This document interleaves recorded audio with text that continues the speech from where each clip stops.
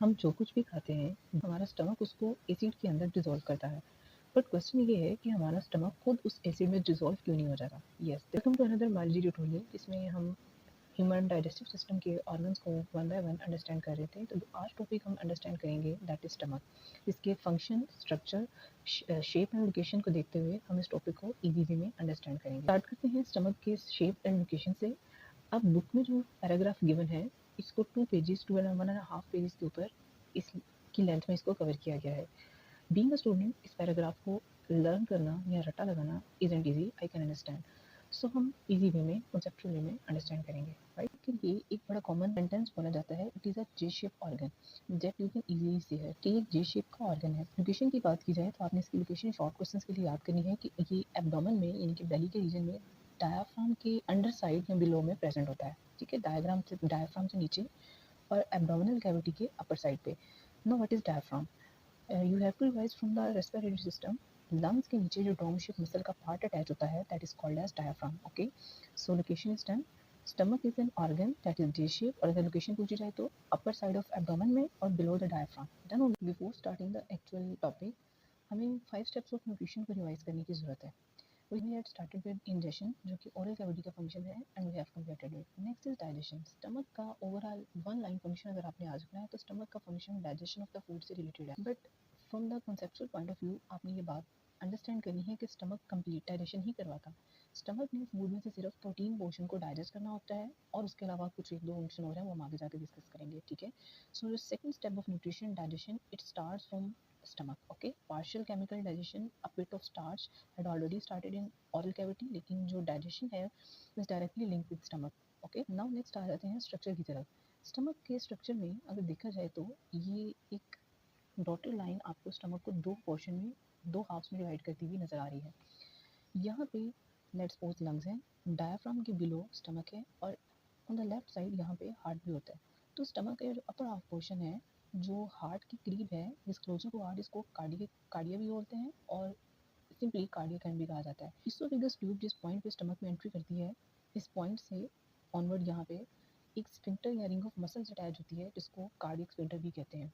ठीक है, now part of the stomach that is present immediately after the esophagus is called as cardiac end, and the distal part which is present near to the first part of small intestine here duodenum, इस point को pyloric and या pyloric portion कहा जाता है। ठीक है, और यहाँ पे जो स्फिंक्टर या वेल्व या रिंग ऑफ मसल्स अटैच है उसको पाइलोरिक स्फिंक्टर कहते हैं। कार्डिक और पाइलोरिक स्फिंक्टर में जो डिफरेंस है बोर्ड एग्जामिनेशन में ये रिपीट शॉर्ट क्वेश्चन आ चुका है, उनका डिफरेंस हम नेक्स्ट अंडरस्टैंड करेंगे। पहले हम यहाँ पे देख लेते हैं। स्टमक के दो पोर्शन होते हैं, cardiac and pyloric and. Cardiac and is present immediately right after the oesophagus और पाइलोरिक एंड स्मॉल इंटेस्टाइन से पहले प्रेजेंट होता है। ठीक है, नो कार्डियक स्फिंक्टर और पाइलोरिक स्फिंक्टर के डिफरेंस को अंडरस्टैंड करने से पहले आपने देखा होगा हमारे घर में वाटर टैंक होता है जिसके लिए हमने पाइप के ऊपर वेल्व लगाया होता है, जिसको हम ओपन करते हैं तो जो वाटर है वो हमारी टैप्स के अंदर यानी कि जो उसकी सप्लाई है वो ऑन हो जाती है। अगर हम उस वेल्व को ऑफ कर दें तो हम वो जो वाटर सप्लाई है वो नहीं आ पाएगी, यानी कि हम वाटर के फ्लो को उस वेल्व के साथ कंट्रोल करते हैं तो उसका फ्लो बैकवर्ड होगा या रुक जाएगा। इसी तरह स्फिंक्टर भी एक वेल्व का काम करते हैं। ठीक है, एक कार्डिक स्फिंक्टर है और ये की जो पाइलोरिक स्फिंक्टर है एक्चुअल में एक मस्कुलर रिंग ही है जो कि कॉन्ट्रैक्ट और रिलैक्स करती है। अगर कॉन्ट्रैक्ट करेगी तो क्लोज कहलाएगा स्फिंक्टर, अगर रिलैक्स करेगी तो स्फिंक्टर ओपन कहलाएगा। नाउ ये जो कार्डियक स्फिंक्टर है जब ओसोफेगस से बोलस या फूड ने स्टमक के अंदर एंटर करना होता है तो रिलैक्स करता है या ओपन होता है। सो हम कह सकते हैं कि इसका फंक्शन ये है कि फूड की जो एंट्री है वो स्टमक में करवाना कार्डियक स्फिंक्टर का काम है। साथ ही साथ जैसे ही फूड एंटर कर जाता है स्फिंक्टर क्लोज हो जाता है तो उसके बैक फ्लो को प्रिवेंट करता है। अब आप मुझे बताइए अगर बाय चांस एनी केस अगर ये फूड बैक फ्लो करता है तो उस कंडीशन को क्या बोलते हैं? कमेंट्स में आप आंसर मुझे बताना। ना सेम पाइलोरिक स्फिंक्टर पे जो पाइलोरिक एंड है वहाँ पे एक और स्फिंक्टर है पाइलोरिक स्फिंक्टर। ये भी एक रिंग ऑफ मसल है। जब फूड स्टमक डाइजेस्ट कर लेगा और उसके बाद नेक्स्ट उसको आगे स्मॉल इंटेस्टाइन में पास करवाना है तो ये जो स्फिंक्टर है ओपन होगा। ठीक है, स्लाइटली ओपन होगा जिससे जो फूड है स्मॉलर पोर्शन के अंदर, ठीक है, स्टमक में से जब फूड या काइम को स्मॉल इंटेस्टाइन में एंटर करवाया जाता है तो इकट्ठा एक ही साथ सारे का सारा फूड नहीं जाता। स्मॉल पोर्शन के अंदर 5 to 15 ml, इतना बुक हमारी नंबर दे रही है, 5 to 15 ml के स्मॉल पोर्शन के अंदर बिट बाय बिट इस फूड को स्मॉल इंटेस्टाइन में एंटर करवाया जाता है। तो पाइलोरिक जो स्फिंक्टर है it is present before small intestine. अब इसका फंक्शन क्या है? It prevents the, it allow us the entry of food into the small intestine कहते हैं। कार्डियक स्फिंक्टर क्या था? इट इज़ प्रेजेंट, बात करनी है। Cardiac sphincter is present at the junction of oesophagus and stomach. जिस पॉइंट पे स्टमक और ओसोफेगस जॉइन करते हैं, ठीक है, जंक्शन उस पॉइंट को कहते हैं जहाँ दो कोई चीज़ें आके मिलती हैं। जैसे रेलवे जंक्शन होता है तो दो रेलवे के बड़े ट्रैक्स जिस जगह पे मिल रहे होते हैं उसको रेलवे जंक्शन कहते हैं। तो उस जॉइनिंग पॉइंट पे जो स्फिंक्टर प्रेजेंट है उसको कार्डियक स्फिंक्टर कहते हैं और इसका फंक्शन क्या है? It prevents the food from flowing back, कहाँ पे बैक? Into the oesophagus. उसके बाद है पाइलोरिक स्फिंक्टर। पाइलोरिक स्फिंक्टर अभी हमने देखा कहाँ प्रेजेंट था? Between stomach and small intestine, ठीक है, और इसका फंक्शन क्या होगा? It enters the food into the small intestine. Stomach के फंक्शन को इजी वे में अंडरस्टैंड करने के लिए हम मुख्य पैराग्राफ को 3 पॉइंट्स में डिवाइड करके अंडरस्टैंड करेंगे। स्टमक का फर्स्ट फंक्शन है mechanical and partial chemical digestion of food, very important. Also storage of food, जो कि अक्सर बच्चे भूल जाते हैं। आल्सो स्टोरेज ऑफ फूड, और आपने ये एक पॉइंट यहीं पे याद कर लिया एमसीक्यूज के लिए कि स्टमक के अंदर फूड मैक्सिमम 3 to 4 आवर्स के लिए स्टोर किया जाता है, देन उसके बाद डाउनवर्ड आगे स्मॉल इंटेस्टाइन की तरफ पास कर दिया जाता है। Also very important function of the stomach, churning. One by one in सबको अंडरस्टैंड करते हैं। पार्शियल केमिकल डाइजेशन, ठीक है, पार्शियल का मतलब होता है हाफ। हमने ये चीज़ अंडरस्टैंड करनी है कि स्टमक कंप्लीट फूड को डाइजेस्ट नहीं करता, ठीक है, स्टमक ने पार्शियल फूड की केमिकल डाइजेशन करवानी है, करता है लेकिन कंप्लीट नहीं करता। फूड में से सिर्फ जो प्रोटीन पार्ट है स्टमक मेनली और उसमें से कुछ लिपिड्स उनको डाइजेस्ट करता है। कि इंटरनल स्ट्रक्चर के अंदर गैस्ट्रिक ग्लैंड प्रेजेंट होते हैं जो कि एक जूस या लिक्विड रिलीज करते हैं जिसको गैस्ट्रिक जूस कहा जाता है। आपने याद रखना है मेडिकल टर्मिनोलॉजी में गैस्ट्रिक का वर्ड स्टमक के लिए यूज़ किया जाता है, ठीक है, तो जो स्टमक के ग्लैंड है गैस्ट्रिक ग्लैंड हुए, जो स्टमक के ग्लैंड का रिलीजिंग सिक्रीशन है उसको गैस्ट्रिक जूस कहा जाता है। अच्छा, इसके अंदर ना इसके स्ट्रक्चर में क्योंकि हमारी बिल्कुल सो स्किप करी है बट अपने जनरल नॉलेज के लिए हम इसको याद रखेंगे। अब इस गैस्ट्रिक जूस की कंपोजिशन बहुत इंपॉर्टेंट है, ठीक है, एग्जामिनेशन पॉइंट ऑफ व्यू से आपने याद रखना है गैस्ट्रिक जूस किन चीज़ों से मिलकर बनता है। It is consist of HCl, hydrochloric acid, mucus and pepsinogen is an enzyme that is present in active form. Okay, हाँ, इसके अंदर कुछ और सेल्स भी होते हैं जैसे पैराइटल सेल्स हैं, जैसे पैराइटल सेल्स हैं, चीफ सेल्स हैं। पैराइटल सेल्स HCl रिलीज करते हैं, चीफ सेल्स हैं जो कि पेप्सिनोजेन रिलीज करते हैं, और जी सेल्स होते हैं जो कि गैस्ट्रिक हार्मोन रिलीज करते हैं। बट इस दफ़ा के जो हमारा सिलेबस आया है न्यू टेक्स्ट बुक, इसमें वो वाला जो पॉइंट है गैस्ट्रिक हार्मोन का उसको स्किप करी है। Next onward composition of gastric ग्लूस इज क्लियर, ठीक है, इजी है। HCl, म्यूकस और पेप्सिनोजेन, इन तीनों का सेपरेट सेपरेट फंक्शन भी हमें रेडी करना है। आपको सेपरेट शॉर्ट क्वेश्चन आएगा, right the function of HCl, what is the function of mucus, what is the function of pepsinogen, ठीक है। तो HCl का फंक्शन है, HCl के फंक्शन को 2 पॉइंट्स में आप याद करिए। पेप्सिनोजेन अपनी इनएक्टिव फॉर्म में रिलीज होता है, यानी कि अभी रिलीज हो गया है, एक्टिवेट नहीं है, उसको एक्टिवेट करवाता है HCl, ठीक है, तो ये HCl का काम हो गया। उसके अलावा HCl जो कि एसिड है और उसकी बिलो द 7 pH होती है, तो बहुत सारे फूड कंज्यूम करते हैं उसमें डेफिनेटली बहुत सारे बैक्टीरिया यानी कि पैथोजेंस प्रेजेंट होते हैं। इतनी बिलो पीएच यानी कि एसिडिक पीएच में बैक्टीरिया मोस्टली सर्वाइव नहीं कर पाते, तो हमारे फूड को जर्म फ्री या बैक्टीरिया फ्री करना भी, बैक्टीरिया को किल करना as per the book sign HCl का फंक्शन है। Convert pepsinogen into pepsin plus kill bacteria, easy है। नेक्स्ट उसके बाद म्यूकस। म्यूकस वो थिक स्टिकी लिक्विड है जो कि हमारे माउथ से लेके नेक्स्ट ऑनवर्ड स्टमक तक कंटिन्यूस रहता है। स्टमक की इंटरनल वॉल्स भी इस थिक म्यूकस को सीक्रेट करती हैं।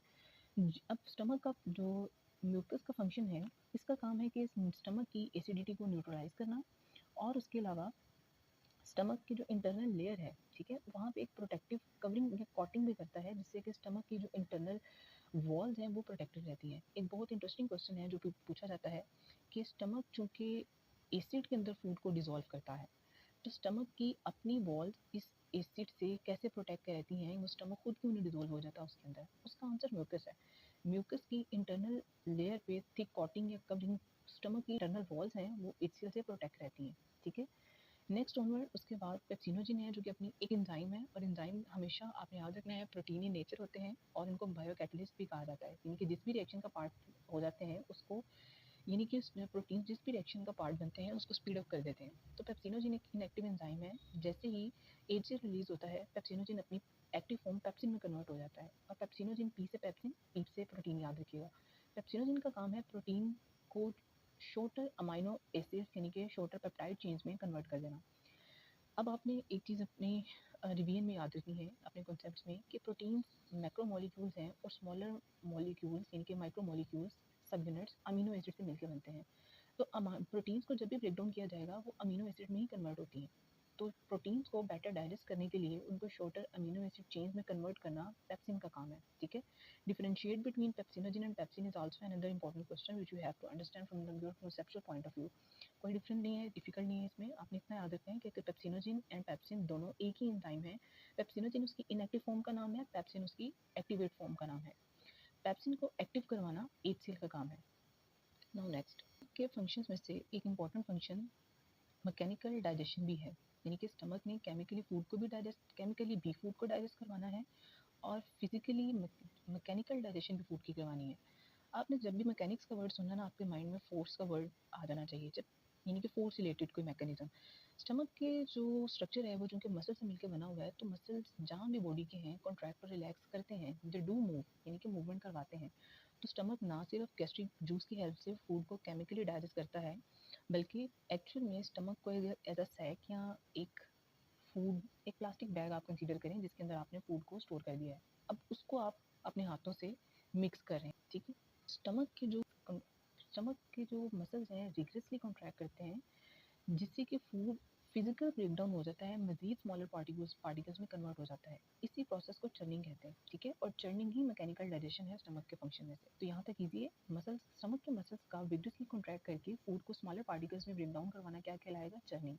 अब देखिए, फूड मजीद बहुत ज़्यादा मिक्स हो जाएगा, जिससे कि फूड सूप लाइक मिक्सचर में कन्वर्ट हो जाएगा। इसी soup like mixture of food को हम काइम बोलते हैं। यानी कि स्टमक का फिजिकली फूड को स्मॉलर पार्टिकल्स में ब्रेक डाउन करवाना चर्निंग प्रोसेस के थ्रू, उसके बाद फूड जो सूप लाइक मिक्सचर में कन्वर्ट हो जाता है काइम, के प्रोसेस के थ्रू ही काइम बनता है। यहाँ तक क्लियर है? Next, now this is the point which most of the students skip, both from learning point of view and conceptual point of view. Churning के बारे में ये अंडरस्टैंड करना कि फूड की फिजिकल ब्रेक डाउन करवाना एक्चुअल मसल्स की contraction के बाद स्टमक का, उसको चर्निंग बोलते हैं। लेकिन इसी के साथ साथ हमें एक चीज़ और अंडरस्टैंड करनी है, जब भी मूवमेंट होती है तो हीट प्रोड्यूस होती है, ठीक है। अब चर्निंग की जब मूवमेंट हो रही होती है तो फूड की फिजिकल ब्रेकडाउन तो होती है, साथ साथ हीट प्रोडक्शन भी होती है, ठीक है। अब हीट प्रोडक्शन से जो हमारे फूड के अंदर प्रेजेंट लिपिड्स हैं उनको मेल्ट करने में हेल्प मिलती है, यानी कि स्टमक के अंदर प्रोटीन्स की पार्शियल ब्रेकडाउन भी हो रही है और लिपिड्स की मेल्टिंग भी हो रही है।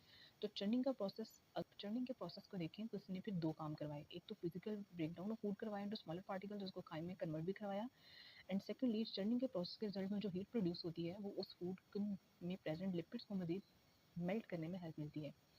लिपिड्स आप याद रखिएगा, हमारा lipid is a type of biomolecule, और ये भी प्रोटीन्स की तरह मैक्रोमोलिक्यूल हैं। फैटी एसिड और ग्लिसरॉल जैसे दो माइक्रोमोलिक्यूल से मिलकर बनते हैं, ठीक है। अब फूड जो है स्टमक के अंदर कुछ टाइम के लिए स्टोर होता है, स्टे करता है, वो हमने पहले ही याद कर लिया, 3 to 4 आवर्स के लिए वो स्टे करता है। अब उसके बाद स्टमक ने अब अपना काम जो है वो कंप्लीट कर लिया।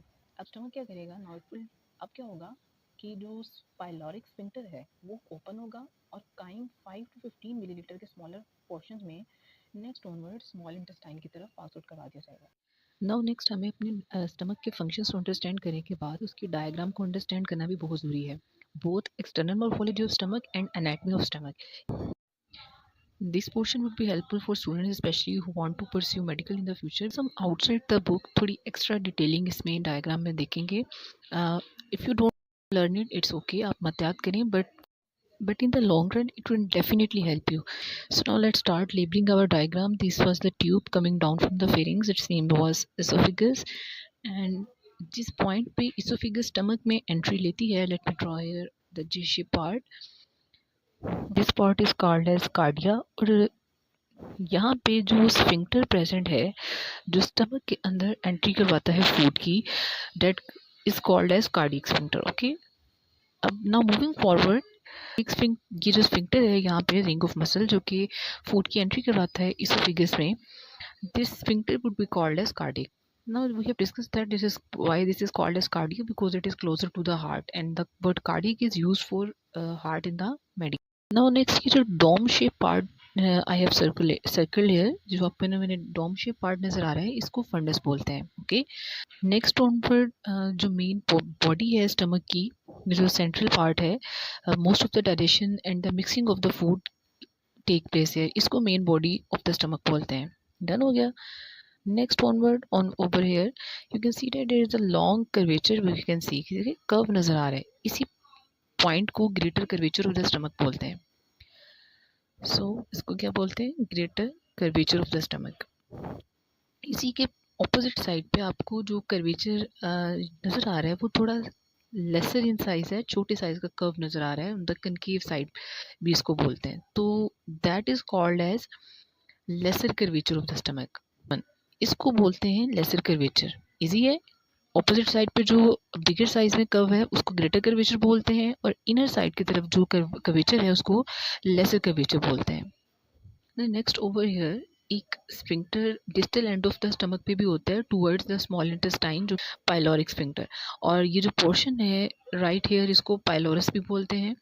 तो ये हो गया पाइलोरस। और यहाँ पे जो स्फिंक्टर है, जो रिंग ऑफ मसल है, जो काइम की एंट्री करवाएगा towards the duodenum, the first part of small intestine next onward, that is called as pyloric sphincter. Next onward जो ट्यूब हमने जो नेक्स्ट है वो स्मॉल इंटेस्टाइन का पार्ट है, it is called as duodenum.